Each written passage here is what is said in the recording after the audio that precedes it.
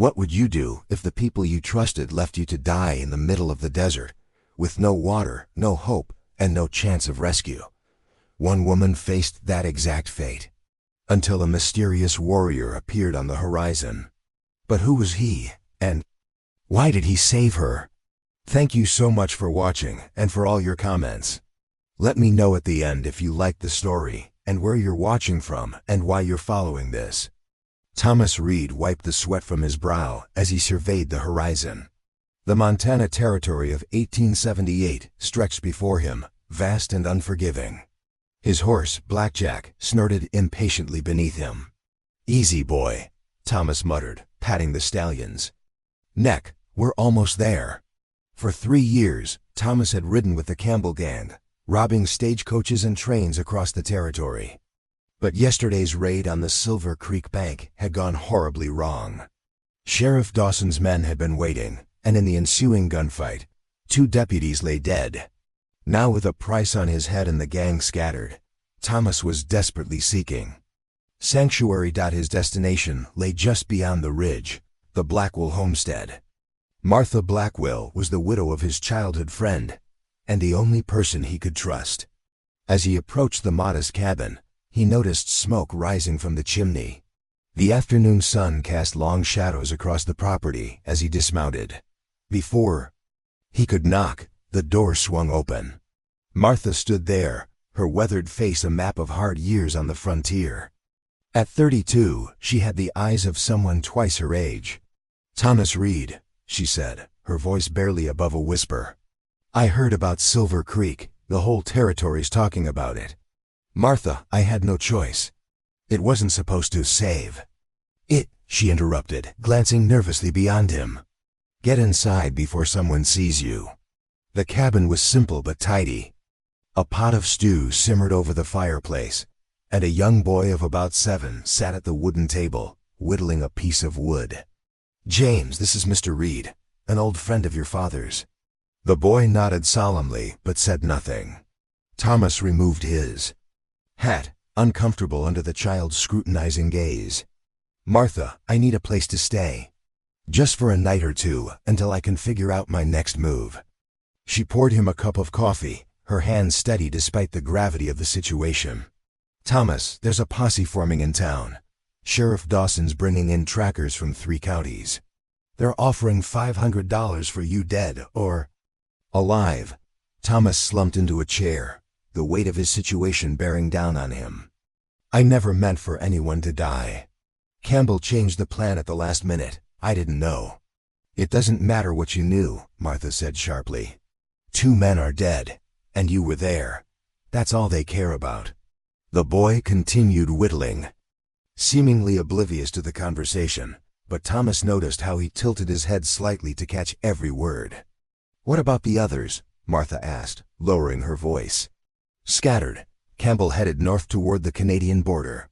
"The others ... double quotes." Thomas shook his head. "I don't know. It was chaos." Martha sat across from him, her eyes calculating. "You can't outrun them forever, Thomas. Especially not in this territory. Dawson knows every trail, every hideout." "What choice do I have?" Thomas asked, desperation edging into his voice. Martha was quiet for a long moment, stirring her coffee thoughtfully. Finally she looked up, determination hardening her features. "There might be a way," she said slowly, "but it's risky. For all of us." Outside, the wind picked up, whistling through the gaps in the cabin walls. In the distance, a coyote howled, a lonely sound that sent shivers down Thomas's spine. "I'm listening," he said. Martha leaned forward.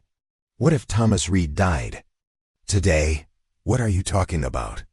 "The posse is looking for a living man. What if they found a dead one instead?" Her eyes glinted with a dangerous intelligence. "I know these hills better than anyone. I can lead them to where they'll find what's left of you enough to convince them, anyway. Meanwhile, you become someone else entirely." Thomas stared at her, disbelief and a flicker of hope warring within him. "That's crazy, Martha. They'd never believe it." "They would if I sold it right." She stood and moved to a trunk in the corner of the room. Opening it, she pulled out a set of clothes. These were John's. You're about his size. Martha, I can't ask you to do this. If they found out, you didn't ask. She cut him off. I'm offering. John would have wanted me to help you. Her voice softened slightly. Besides, I know you didn't mean for those men to die. You're not Campbell. Thomas looked at the clothes in her hands, then at the boy still whittling at the table. A new identity. A chance to escape the noose. Could it really work? What about the boy? Thomas asked quietly. Martha's gaze shifted to her son. James knows how to keep secrets, don't you, James? The boy looked up, his eyes serious beyond his years. Yes, ma'am. As night fell, Martha outlined her plan. Thomas listened, his mind racing. It was dangerous, full of potential pitfalls, but it was also his only chance. By morning, Thomas Reed would be dead, and a new man would ride away from this cabin. Get some rest, Martha said finally. Tomorrow will test us all. As Thomas lay on the pallet she'd prepared, staring at the cabin ceiling, he wondered what kind of man he would become once Thomas Reed was no more. Sleep eluded him as the wind continued to howl outside, nature's own ominous warning of the deception to come. Dawn broke cold and gray over the Montana landscape. Thomas had barely slept, his mind churning with the details of Martha's plan. The smell of coffee and frying bacon drew him from his troubled thoughts. Martha stood at the stove, her movements efficient and purposeful. James sat at the table, now mending a small tear in his shirt with surprising dexterity for a child his age. Weather's turning, Martha said without looking up. Storm coming in from the north. Good for us, will make tracking more difficult. Thomas nodded, accepting the plate she handed him. You're sure about this, Martha? It's not too late to change your mind. She fixed him with a stern look. We've been through this. Now eat. You'll need your strength. As Thomas ate, Martha laid out John's clothes, a faded blue shirt, worn trousers, and a ranch hand's vest. Alongside them sat a pair of wire-rimmed spectacles and shears for his beard and hair. The posse will be in Silver Gulch by noon, Martha said, her voice all business. They'll start questioning folks about sightings. That's when I'll ride in. With James, looking distraught. I'll tell them I saw a rider matching your description, heading toward Bitter Creek Canyon. And meanwhile, I'll be working your way east, avoiding the main trails. Take the old trapper's path through Eagle Pass. It hasn't been used in years. Not since the mining company abandoned their claim. Thomas set down his fork. And what about the body they're supposed to find? Martha's expression was grim. There's a dead drifter in Anderson's barn. Typhoid took him 3 days ago. No family, no name that anyone knows about your build. I helped Anderson's wife prepare the body. Jesus, Martha, Thomas whispered, shocked. The Lord knows my heart, she replied, unflinching. That man was bound for a pauper's grave. This way, at least his death serves a purpose. The fire will do the rest. They'll find enough to satisfy them, but not enough to question. The practicality with which she discussed such matters unnerved Thomas. He wondered what other hardships this frontier life had forced upon her. Why are you doing this for me? He asked suddenly. Really? Martha paused, her hand stilling on the clothes she was folding. When John died, you were the only one who helped me keep this place. You brought supplies when the winter was at its worst. You taught James to fish. She met his gaze directly. I pay my debts, Thomas. James looked up from his mending. And Pa always said you were a good man who made bad choices. Thomas felt a lump form in his throat. John Blackwell had been the better man by far, and here was his widow risking everything to save him. I don't deserve this, he said quietly. Maybe not, Martha agreed. But it's not about what you deserve. It's about what you do with the chance you're given. By mid-morning, Thomas barely recognized himself in the small mirror Martha provided. His long hair was cropped short, his beard trimmed to a neat mustache. John's clothes fit well enough, and the spectacles changed his appearance remarkably. From now on, you're Daniel Cooper, Martha instructed, handing him forged documents she'd created using papers from her late husband's desk. Former schoolteacher from Ohio, heading to Oregon. To start fresh after losing your wife to consumption. How did you manage all this? Thomas asked, amazed at her foresight. A woman alone has to be resourceful, she replied simply. Now I've packed enough provisions for a week's journey. There's $40 in that pouch, all I could spare. Thomas began to protest, but she silenced him with a raised hand. Consider it an investment in your future honesty, she said firmly. Outside, the wind had picked up considerably. Dark clouds rolled in from the north, promising the storm Martha had predicted. Thomas helped her prepare a travois with the wrapped body from Anderson's barn, his stomach churning at the grim necessity of their deception. You'll take Blackjack to Bitter Creek Canyon, Martha explained as they worked. Leave enough signs for the trackers to follow. Then double back using the stream to hide your trail. Leave Blackjack where I showed you on the map, with the body nearby. Set the fire, then take John's old mare. She's not much to look at, but she's steady. Thomas nodded, memorizing each detail. And you're sure the canyon will burn? Even with the storm coming? That east ridge is bone dry, has been all summer. Lightning strikes at nearly every storm. By the time they find the site, there won't be much left to identify. As noon approached, the time for departure loomed. Thomas knelt before James, placing his hands on the boy's shoulders. You remember what to do? He asked. James nodded solemnly. Stay quiet, look scared. Let Ma do the talking, that's right. And James... double quotes. Thomas hesitated. Thank you, both of you. Martha checked the horizon one last time before turning to Thomas. The storm's moving faster than I thought. You need to go now. Thomas mounted Blackjack, the travois secured behind him. The grim cargo weighed on him in more ways than one. Martha! If anything happens, nothing will happen, she interrupted firmly. By tonight, Thomas Reed will be dead, and Daniel Cooper will be on his way to a new life. She handed him the reins to John's mare, which would be waiting at the designated spot. Don't waste this chance, Thomas. With a final nod, Thomas urged Blackjack forward, leading John's mare behind him. As he crested the first hill, he looked back to see Martha and James standing before their cabin, two solitary figures against the gathering storm. He raised his hand in a final farewell, knowing he would never see them again. The wind carried Martha's last words to him as he rode away. Remember, Thomas Reed dies today, but that doesn't mean you can't live. The sky darkened above him as he rode toward Bitter Creek Canyon, thunder rumbling in the distance like the ominous beating of drums, heralding both an end and a beginning. The storm broke with stunning violence as Thomas reached Bitter Creek Canyon. Rain slashed diagonally across the landscape, driven by howling winds that bent the scrub pines nearly horizontal. Lightning split the sky in jagged bursts, illuminating the rugged terrain in stark blue-white flashes. Perfect weather for dying, Thomas thought grimly. He worked methodically despite the downpour, following Martha's instructions with painstaking precision. First, he created a clear trail leading into the canyon, broken branches, footprints in muddy patches, even dropping a kerchief that had belonged to him. Evidence for the trackers to find. Next came the grim task of positioning the body.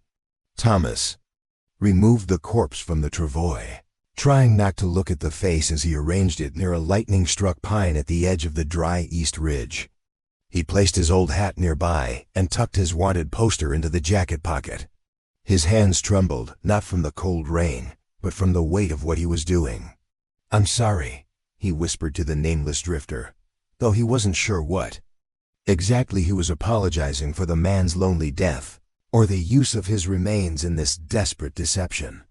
After gathering enough dry kindling from beneath sheltered outcroppings, Thomas placed it strategically around the site. The east ridge, just as Martha had predicted, remained parched despite the rain, protected by an overhang of rock. One good lightning strike would do the rest. As if on cue, a massive bolt speared down, striking less than 50 yards away. The thunderclap that followed was so loud it made Blackjack rear in panic. Easy, boy, Thomas soothed, stroking the horse's rain-slicked neck. One last ride together.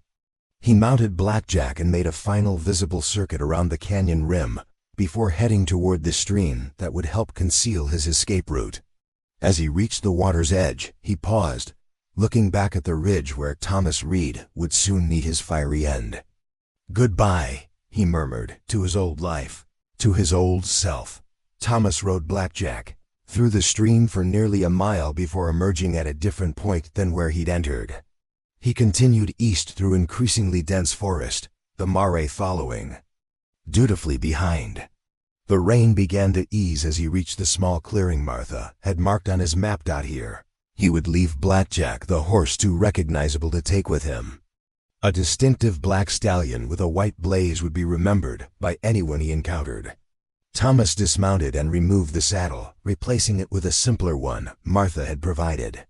He transferred his meager provisions to the mare's saddlebags. "You've been a good partner," he said, pressing his forehead against Blackjack's. "Martha will come for you in a few days. She'll take good care of you." The horse nickered softly, as if understanding.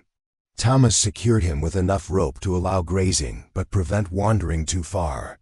Then, with a final pat on the stallion's flank, he turned to the plain brown mare that would carry Daniel Cooper to his new life.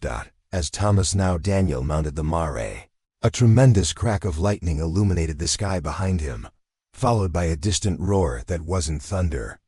He turned to see a plume of smoke rising from the direction of the east ridge, visible even through the rain.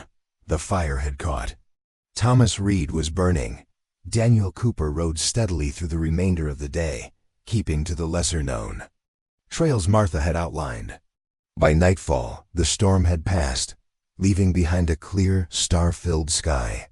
He made camp in a small hollow, building only the smallest of fires to warm his rain-chilled bones. As he sat staring into the flames, Daniel considered the extraordinary events of the past 2 days. The bank robbery gone wrong, the desperate ride to Martha's cabin, and now his own death and rebirth. "Daniel Cooper," he said aloud, testing the name on his tongue. "Former schoolteacher, widower, heading to Oregon." He repeated these details like a prayer, knowing his life depended on embodying this new identity completely. No more quick draws or bar fights. No more riding with outlaws or robbing stagecoaches. Daniel Cooper was a quiet, educated man with a sorrow in his past and hopes for the future. Could he truly become such a man? After years of living by the gun and riding with the Campbell gang, could he settle into a peaceful existence?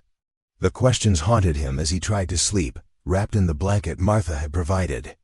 Every snapping twig made him reach instinctively for his revolver, a habit Daniel Cooper would need to break. Morning came with a brilliant sunrise that painted the mountains gold. Daniel packed his meager camp and continued east, determined to put as much distance as possible between himself and the burned remains in Bitter Creek Canyon. Around midday, he spotted a wagon on the trail ahead, a family heading west. Daniel's first instinct was to veer off the path and avoid them entirely, but Daniel Cooper wouldn't do that. Daniel Cooper would be friendly, sociable even, while maintaining a respectful distance, adjusting his spectacles and straightening his posture. To appear less threatening, Daniel urged his mare forward. As he approached, he raised his hand in greeting. "Good day," he called, tipping his hat to the man driving the wagon and the woman beside him. 2 young children peeked curiously from beneath the canvas cover. "Afternoon," the man replied cautiously, his hand drifting toward what Daniel assumed was a shotgun beneath the seat. "You're traveling alone?" "Yes, sir," Daniel replied, adopting the more formal speech of an educated man. "Daniel Cooper. I'm heading to Oregon Territory. Lost my teaching position in Ohio after my wife passed." The man's posture relaxed slightly at Daniel's gentle tone and story. "Sorry for your loss, Mr. Cooper. I'm Ezra Holt. This is my wife Sarah and our children, Timothy and Ruth." "Pleased to meet you all," Daniel said with a nod. "Fine day for traveling after yesterday's storm." "That it is," Ezra agreed. "Though, we heard there was some excitement back in Silver Gulch. Sheriff's posse hunting some bank robber from the Campbell gang." Daniel felt his heart race but kept his expression neutral. "Is that so? Dangerous business." "Indeed," Sarah Holt interjected. We passed the Posse this morning, heading toward Bitter Creek Canyon. Someone reported seeing the outlaw in that direction. Well, I hope they catch him, Daniel said evenly. The territories will be safer for it. Ezra nodded in agreement. Word is there's a $500 reward. That's more money than most folks see in a year. True enough, Daniel replied. Well, I should be on my way. Got a fair distance to cover before sundown. You're welcome to ride alongside us for a spell, Ezra offered unexpectedly. Safety in numbers, especially with outlaws about. Daniel hesitated. Riding with others meant conversation, questions, the risk of slipping up, but refusing might seem suspicious. Daniel Cooper would accept such hospitality gratefully. That's kind of you, Mr. Holt. I'd appreciate the company. As they traveled together through the afternoon, Daniel found himself slipping more comfortably into his new identity. He spoke of fictional students he had taught, described an Ohio he had never seen, and mourned a wife who had never existed. The lies came easier than he expected, woven together with threads of truth from his own life. What takes you to Oregon, Mr. Cooper? Sarah asked as they stopped to water the horses at a small creek. Daniel looked toward the distant horizon. Fresh start, I suppose. My cousin has land near Portland. Says they need teachers badly out there. Noble profession, Ezra commented, shaping young minds. Daniel nodded, unexpectedly moved by the thought. In another life, he might indeed have been a teacher rather than an outlaw. The idea held a strange appeal. As evening approached, the Holts prepared to make camp and again invited Daniel to join them.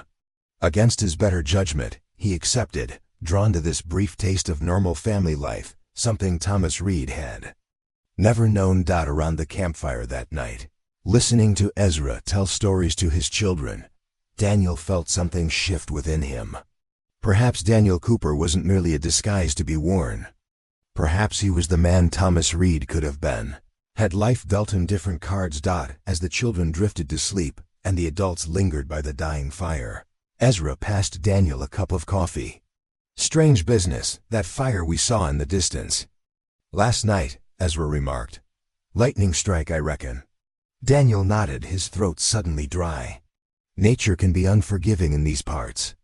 Speaking of unforgiving, Sarah said quietly, did you hear what the sheriff told Ezra this morning? They believe that outlaw, Reed, might have perished in that very fire. Daniel's hand froze halfway to his mouth. Is that so? Ezra nodded solemnly. Sheriff seemed mighty convinced. Said some widow led them to the spot, found a body, or what was left of one. Hat gun, even the wanted poster and what remained of a pocket. Justice served, I suppose, Daniel managed to say. Perhaps, Sarah mused, her eyes reflecting the flickering flames. Though it's a terrible way to die. Fire. No matter a man's crimes. Daniel stared into his coffee, unable to respond. Thomas Reed was officially dead now. The ruse had worked. He should have felt relief, but instead, a strange melancholy settled over him as he contemplated the finality of it all. Well, Ezra said, breaking the silence, I reckon we should turn in. Long day tomorrow. Daniel nodded, grateful for the conversation's end. Thank you again for your hospitality. As he laid out his bedroll at the edge of their camp, Daniel gazed up at the stars, wondering if Martha and James had made it safely home, if the posse had truly been convinced, if he could really sustain this new identity in the days and years to come. One thing was certain, there was no going back. Thomas Reed had died in Bitter Creek Canyon. Only Daniel Cooper remained. A man with a past invented from whole cloth and a future yet to be written. 3 days later, Daniel Cooper rode into the small settlement of Riverside Junction, a way station where the Eastern Trail met the main route north to Oregon Territory. His time with the Holt family had ended the previous morning when their paths diverged, Ezra heading northwest toward Washington Territory, while Daniel continued on his eastward course. The parting had been surprisingly difficult. In just 2 days, Daniel had grown accustomed to the family's company, the children's innocent questions, Sarah's quiet strength, Ezra's practical wisdom. They represented the normal life that had always eluded Thomas Reed, a life that Daniel Cooper might yet claim for himself. Riverside Junction consisted of little more than a general store, a stable, a small hotel, and a saloon that doubled as a restaurant. Daniel dismounted in front of the stable, his muscles aching from days in the saddle. "Fine animal you've got there," remarked the stable hand, a gangly youth of perhaps 16, as he approached to take the mare's reins. "She's reliable," Daniel replied, patting the horse's neck affectionately. "Needs a good brushing and feed." "I'll be staying the night." "Yes, sir, Mr. Cooper, Daniel Cooper." The name came easily now, without hesitation. Each time he spoke, it allowed Thomas Reed receded further into the past. After arranging accommodations for both himself and his horse, Daniel headed to the general store. He needed supplies for the remainder of his journey and, more importantly, news of the world he'd temporarily left behind. The store was mercifully empty, save for the proprietor, a portly man with mutton chop whiskers who introduced himself as Harold Finch. As Daniel gathered his supplies, coffee, jerky, ammunition for the revolver he kept hidden in his saddlebag, he casually steered the conversation toward recent events. "Quiet little town you have here," Daniel observed, examining a pair of work gloves. "I imagine you don't see much excitement," Finch chuckled. "Plenty of travelers passing through, especially this time of year. Keeps things interesting enough." He leaned forward conspiratorially. "Though we did have a bit of excitement few days back. Sheriff's posse came through, hunting one of the Campbell gang outlaws." Daniel's pulse quickened, but he kept his expression neutral. "Is that so? Did they catch him?" "Dead, from what I heard," Finch replied, wrapping Daniel's purchases in brown paper, burned up in a fire over at Bitter Creek Canyon. Some widow woman led them to the spot. "Terrible way to go," Daniel murmured, echoing Sarah Holt's words. "Justice served, I say," Finch declared firmly. "Those Campbell boys have terrorized the territory for years. 2 deputies dead in that Silver Creek robbery." He shook his head in disgust. "No mercy for their kind." Daniel felt a stab of guilt, but nodded in agreement. "No argument here. Law and order are what allow decent folk to build a life." The words sounded strange coming from his mouth, words that Thomas Reed would have scoffed at. Yet as Daniel spoke them, he realized he believed them now. "Where you headed, Mr. Cooper?" Finch asked as he tallied the purchases. "Oregon," Daniel replied. "I was a schoolteacher back east. Looking to start fresh after losing my wife." Finch's expression softened.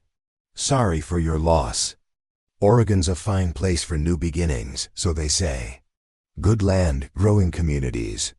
"That's my hope," Daniel said, surprised by the genuine emotion in his voice.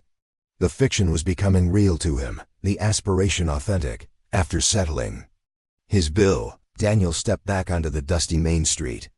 The afternoon sun hung low in the western sky, casting long shadows across the settlement. He considered retiring to his room at the hotel, but found himself drawn, instead, to the saloon. Not for the whiskey that Thomas Reed would have craved, but for the simple human connection of a meal taken among others. The Prairie Rose Saloon was relatively quiet at this hour. A few travelers nursed drinks at scattered tables, while the barkeeper, stern-faced woman, indeterminate age, polished glasses behind the counter. Daniel ordered a simple meal of stew and bread, along with a cup of coffee, and took a seat near the window where he could observe both the room and the street outside. As he ate, Daniel found himself contemplating the weeks ahead. The journey to Oregon would take at least another month, possibly longer depending on weather and trail conditions. Once there, he would need to establish himself, find employment, build the life that Martha had made possible through her extraordinary deception. A commotion outside drew his attention. Through the window, Daniel saw 3 riders coming to a halt before the hotel across the street. His blood froze as he recognized the man dismounting from the lead horse, Jacob Campbell himself, leader of the gang and architect of the disastrous Silver Creek robbery. Campbell looked different, clean-shaven now, his distinctive long hair cropped short. But there was no mistaking those cold eyes and the predatory way he moved. Like Daniel, he was attempting to disguise himself. Unlike Daniel, he had apparently decided to continue his journey with companions, two hard-looking men Daniel didn't recognize. For one paralyzing moment, Daniel feared Campbell might spot him through the window. He resisted the urge to duck or turn away, actions that would only draw attention. Instead, he calmly took another spoonful of stew, keeping his eyes lowered but his awareness heightened. Campbell and his men entered the hotel without glancing toward the saloon. Daniel released a breath he hadn't realized he was holding. The encounter, brief as it was, confirmed what he already knew. His old life could resurface at any moment, threatening the new identity he was struggling to build. What if Campbell saw him? Would he expose Daniel's deception? Or would he attempt to draw his former gang member back into his criminal enterprises? Either possibility spelled disaster. Daniel considered his options. He could leave immediately, slipping away in the gathering dusk. But Campbell would likely notice a rider departing in haste. Besides, sudden flight would only reinforce any suspicions if he was recognized. No, Daniel decided. Daniel Cooper would have no reason to flee. Daniel Cooper was an innocent schoolteacher, unknown to Jacob Campbell. He would finish his meal, return calmly to the hotel, and leave with the morning stage as planned. If he encountered Campbell, he would meet the man's gaze with the blank politeness of a stranger. As Daniel finished his stew, the barkeep approached with a fresh pot of coffee. "Refill?" she offered. "Thank you," Daniel replied, sliding his cup toward her. She poured the steaming liquid, then hesitated. "You passing through or staying a while?" "Just overnight," Daniel said. "Heading to Oregon in the morning." The woman nodded, her expression unreadable. "Those men who just rode in, you know them?" Daniel's heart skipped a beat. Had his reaction to Campbell been noticed? "No," he answered carefully. "Should I?" She shrugged. "Just wondering. You seemed interested when they arrived." "Force of habit," Daniel explained, adjusting his spectacles. "I observe people. Comes with being a teacher, I suppose." "A teacher? Huh." A hint of a smile touched her lips. "My brother's settlement up in Oregon is desperate for one. Maplewood, about 20 miles east of Portland. Might be worth your while to inquire there." Daniel's tension eased slightly at this unexpected turn in the conversation. "I'll keep that in mind. Thank you, Miss Eleanor Ross," she supplied. "My brother's the Reverend in Maplewood. Tell him Ellie sent you, if you go that way." "I appreciate the suggestion, Miss Ross." After finishing his coffee, Daniel paid his bill and stepped out into the evening air. The street was quiet now, lanterns glowing in windows as the settlement settled in for the night. He walked purposefully toward the hotel, steeling himself for a possible encounter with Campbell. The hotel lobby was empty save for a dozing clerk. Daniel collected his room key and climbed the narrow staircase to the second floor. As he reached the landing, a door opened down the hallway. Jacob Campbell emerged, freezing momentarily when he spotted Daniel. Their eyes met. Daniel's heart hammered in his chest, but he kept his expression neutral, nodding politely as one stranger to another. Campbell's gaze swept over him, the spectacles, the plain clothes, the unassuming demeanor searching for any hint of recognition. After what seemed an eternity, Campbell returned the nod curtly and continued down the hallway in the opposite direction. Daniel waited until the man disappeared down the stairs before entering his own room, closing the door firmly behind him. He sank onto the bed, his legs suddenly weak. Campbell hadn't recognized him. The disguise, simple as it was, had worked. Or perhaps Campbell had recognized something familiar but couldn't place it. The ghost of a dead man was hardly worth investigating. As night deepened, Daniel lay awake, listening to the occasional footsteps in the hallway, the distant piano from the saloon, the normal sounds of a frontier settlement.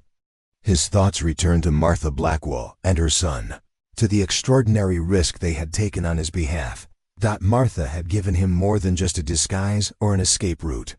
She had offered him redemption, a chance to leave behind the violence and lawlessness of his past, To become not just a different man in name, but in deed. Remember, Thomas Reed dies today, but that doesn't mean you can't live. Her words echoed in his mind as he drifted toward sleep. Thomas Reed had died in that fire, his sins burned away. Daniel Cooper had emerged from those ashes, a man with a future rather than a price on his head. A man who might yet become the person John Blackwell had always believed Thomas could be. In the morning, Daniel Cooper would continue his journey toward Oregon, toward Maplewood perhaps, where a settlement needed a teacher and knew nothing of. The Campbell gang or Thomas Reed, he would carry with him the memory of Martha's courage and the debt he owed her, a debt that could only be repaid by living honorably, by becoming truly worthy of the second chance she had given him. As dawn broke over Riverside Junction, Daniel checked the hallway carefully before making his way downstairs. The lobby was empty, and through the front window, he could see 3 riders already disappearing down the northern trail, Campbell and his men. Moving on. Daniel breathed a sigh of relief as he settled his bill and collected his saddled mare from the stable. As he mounted, he noticed a folded newspaper on the bench outside the general store. The headline caught his eye: Campbell gang member perishes in canyon fire. Beneath was a smaller line: Widow Blackwell leads sheriff to Outlaw's final hideout. Daniel allowed himself a small smile. Martha had played her part perfectly. Thomas Reed was officially dead, his story concluded in fire and justice served. Only Martha, James, and Daniel himself would ever know the truth. As he urged his mare eastward, Daniel Cooper left behind not just Riverside Junction, but the last vestiges of Thomas Reed. Ahead lay Oregon, Maplewood perhaps, and the possibility of a life he had never dared imagine for himself, one of purpose and peace, hard-earned through an extraordinary deception, and the courage of a settler's wife who had chosen mercy over justice. The morning sun warmed his face as he rode, and, for the first time in years, Daniel felt something close to hope.